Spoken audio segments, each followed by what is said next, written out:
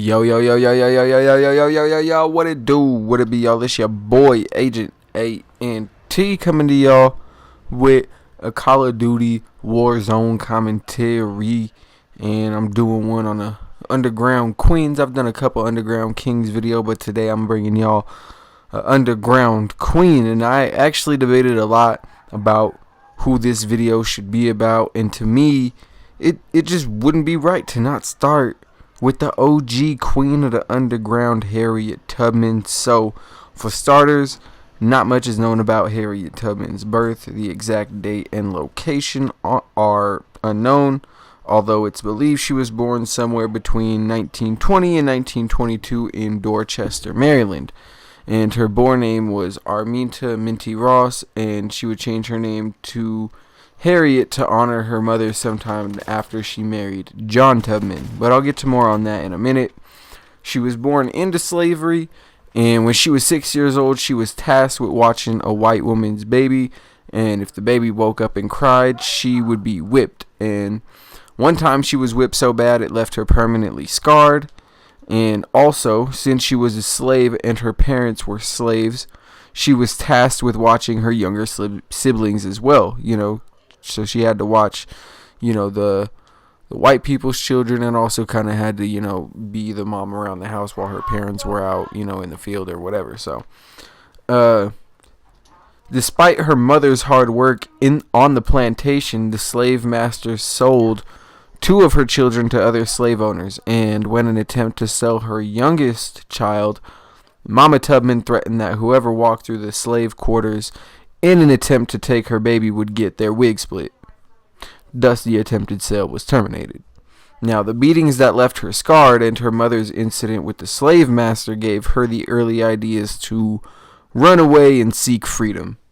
However, as a child, she contracted measles, and after she recovered from that, she was sent back to work, and later as an adolescent, while another slave was attempting to escape, the overseer threw a 2-pound metal weight, and it missed the escaping slave and hit Tubman straight in the dome.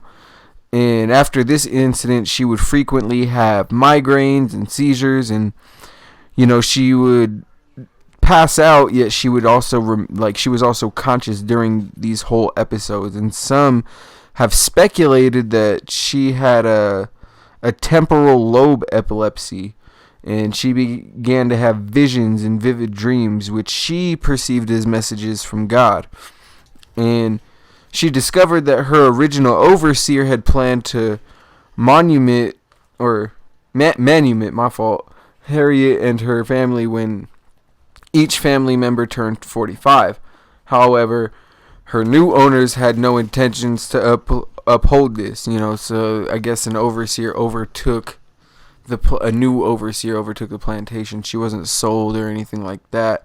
The slave owner, I believe, had died, and the wife had taken over, and the wife had, was just like, I need to make bread. My husband died. I need to start selling these slaves to pay for shit. So, she was like, I'm not setting them free. Yeah, right. These motherfuckers worth money. So, pretty much Harriet Tubman being a slave, it pretty much made it impossible for her to challenge this decision legally. And sometime in 1844, she married a free man named John Tubman. And although not much is known about the relationship, the fact that he was free and she wasn't meant that any children that they had would be slaves as well. They would be born into slavery, because the children would always take, whatever status the mom was. So in 1849, Harriet got sick and was unable to work, so her owner tried to sell her, but couldn't find a buyer. So she prayed to God, begging for her master to change his mind, but he kept looking, so she changed her prayer, wishing for his death. And somehow 2 weeks later, he dropped dead. His death meant the chances of the Tubman family being split up and sold to different plantations increased. That's what I was talking about earlier. But pretty much the widow of the overseer was doing just that, and Tubman refused to let her fate be decided by some slave owner's widow. So, despite her husband's attempts to dissuade her, she figured she was entitled to freedom or death, so she began planning her escape. She wasn't even tripping. So then in 1849, Tubman and her brothers escaped from their overseer, but one of Tubman's brothers got cold feet and forced him to return. Yet, she yearned to be free. So soon after that, Tubman escaped using the Underground Railroad, and this time it was without her brothers. She wasn't trying to have no weight, none of that. She was just like, fuck it, I gotta do it on my own. And she never talked about the route she used until later on in life, because enslaved blacks were still using them to escape the South. Thus, some details and her exact route on her journey to freedom are kind of unknown, but it's speculated on some of the routes she took. So after she reached Philadelphia, she started working odd jobs and saving money and started planning to rescue her family from slavery. And she did exactly that. She took a trip back to Maryland to rescue her niece Keziah and her 2 children, James Alfred and baby Arminta.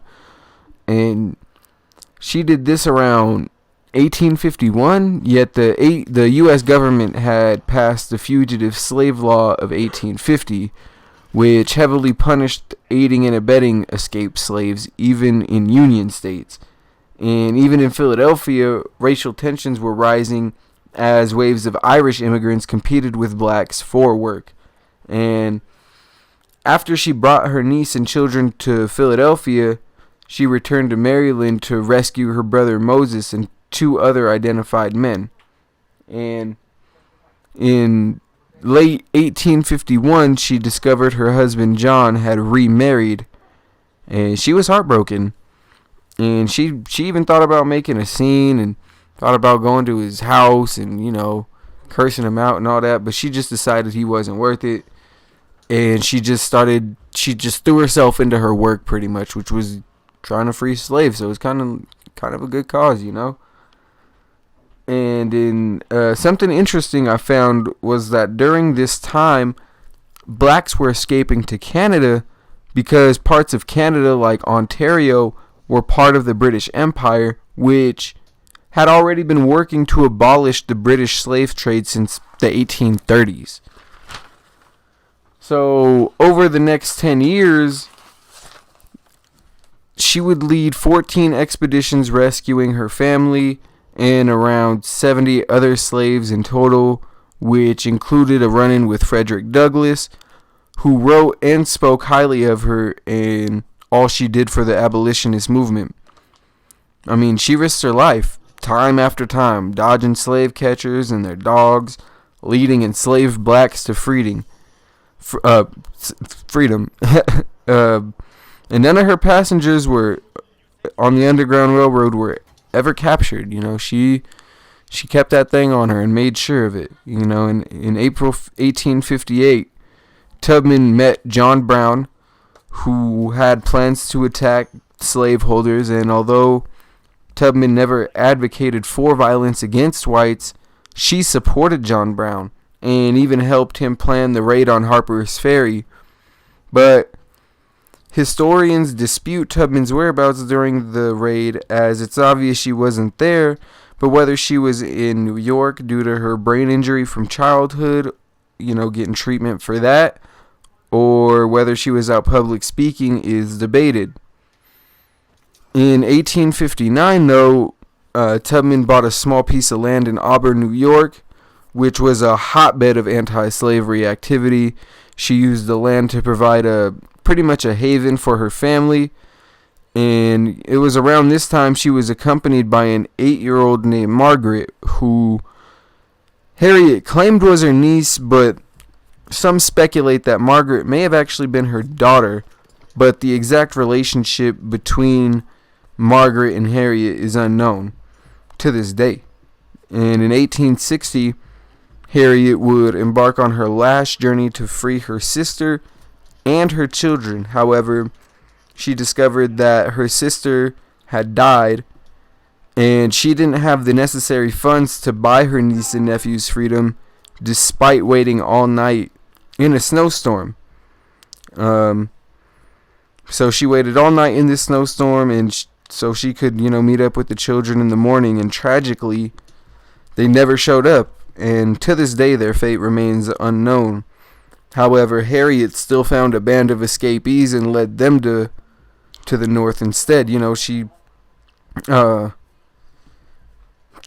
didn't want to waste the trip, so she was like, all right, y'all, like, I'm gonna head back this way anyway, so might as well take y'all with me. Come on. So she actually earned the nickname Moses for leading her people to salvation, much like the biblical character did. And this was the closest thing to failure that Tubman had experienced, besides maybe her marriage. But I mean, her marriage was the whole reason why she was actually, one of the most revered, what would you call it? Underground railroad. What do they call the train? The conductor. Underground railroad conductors, I guess. Sorry, but then in 1861, Civil War broke out, and Tubman saw the Union winning as a big step towards abolishing slavery. However, despite popular belief, Abraham Lincoln didn't think so. So when Tubman met General David Hunter, who was a strong abolition supporter, an agreement was made where the blacks that had came to Fort Monroe that were seen as contraband and property seized by the Union would be declared free. And Hunter began building a regiment of former slaves. And Lincoln reprimanded him for it because he wasn't trying to force the Emancipation Proclamation on the Confederacy just yet. So during the Civil War, Tubman served as a nurse. She was treating soldiers suffering from dysentery and smallpox, and despite how deadly smallpox was and her direct contact with it, she never contracted it herself. And in 1863, Lincoln issued the Emancipation Proclamation, and she went full G.I. Jane, leading a band of scouts through Port Royal. She later worked with James Montgomery and provided key intel in taking Jacksonville. Then she became the first woman to lead an armed assault during the Civil War. Tubman was a key advisor on the raid on June 2nd, 1863. She led 3 steamboats around Confederate mines and led Montgomery and his men on the raid of Combahee Ferry, burning down several plantations, freeing about 750 slaves, seizing thousands of dollars in supplies and food. And then she served 2 more years after that, and then returned home to Auburn. And on her way home, a train conductor threw her in the baggage area because she was not allowed to sit with the other passengers, and she broke her arm and suffered other injuries, while the other white passengers called for her to be thrown off the train. And this is the real kicker. Despite her military service, she never received a regular salary and was denied compensation for years due to her unofficial status and unequal payments for not only blacks but women as well. And she was a black woman, so Jesus, man, you really had it working. She really had it working against her, but so yeah, she never really received any kind of accommodations for her services while she was alive, or at least what she was deservedly owed. And in 1869, Tubman married Nelson Charles Davis, who was around 22 years younger than her, but sadly Nelson would die of tuberculosis in 1888. In 1873, Tubman was the victim of a robbery scam, and despite facing poverty, what little money she had was taken after she was chloroformed and beaten in the woods.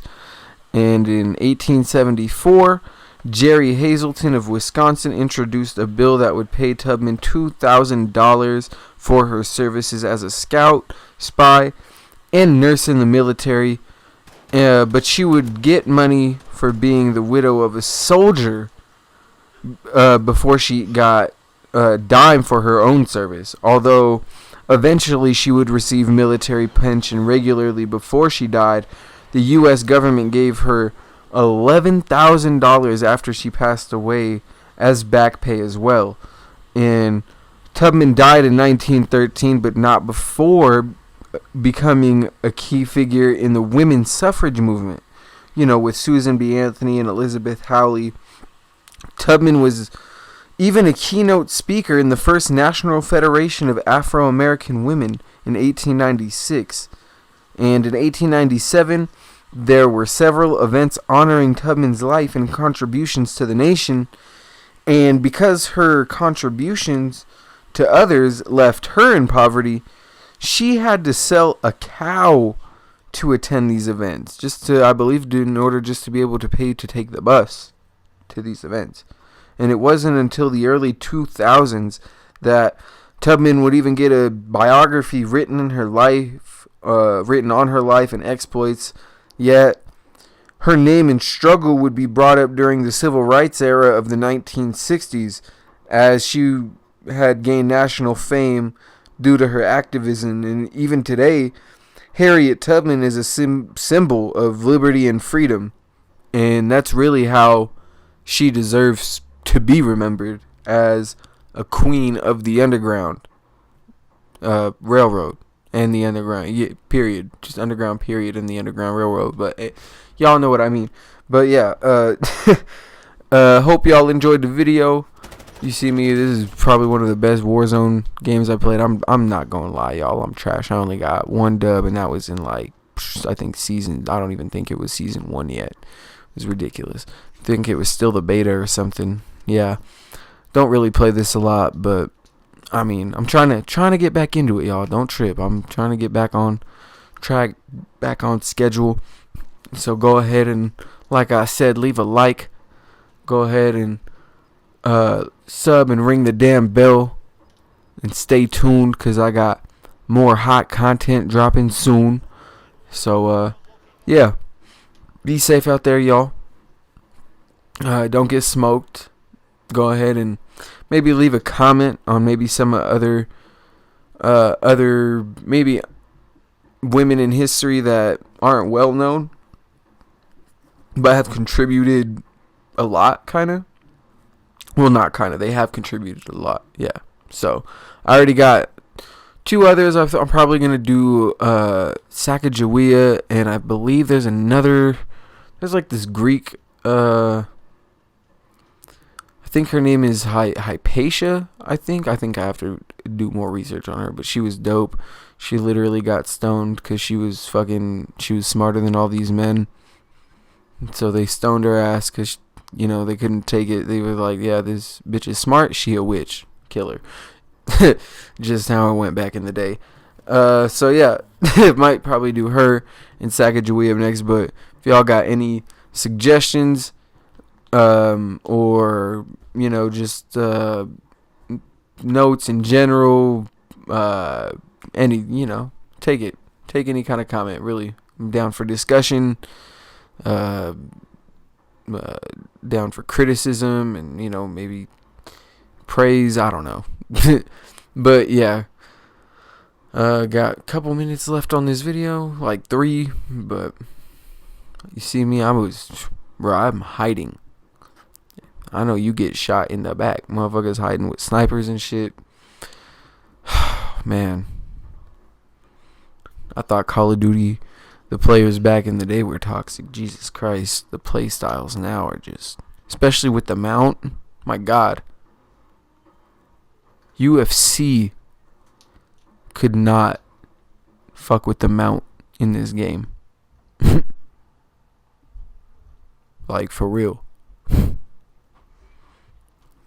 Motherfuckers full mountain.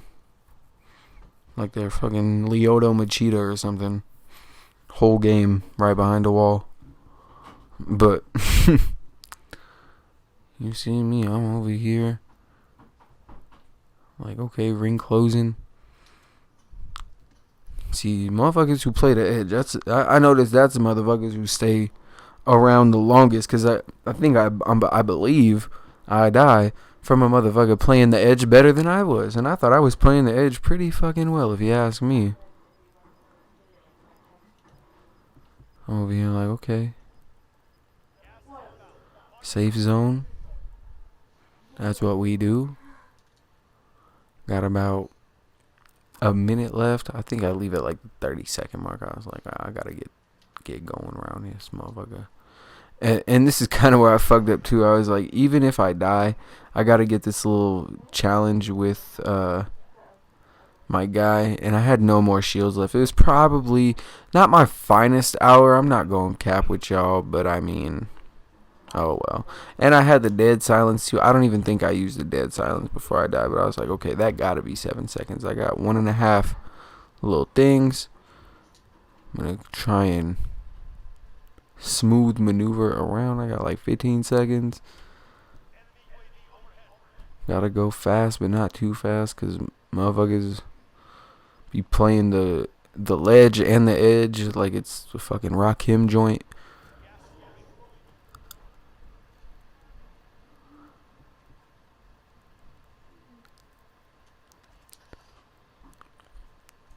Pick up the throwing knife only to get shot in my back. I was waiting for a minute. I was like, okay, I'm right here. I'm right outside the this little loadout drop. I'm like, that's perfect bait. I don't really need that, but maybe somebody else do, because I don't mind winning with anything other than my loadout. Some motherfuckers, you know, they need it to win the game. Me, I'll take what I can get. I'll find something. I can never lag. Well, I sleep with the gat. So we got like 30 seconds, and here's where I go out, y'all. Right here, I try to climb up this mountain. And who that peeking in the bushes? Gone. But be safe out there, y'all. I'm out. Peace.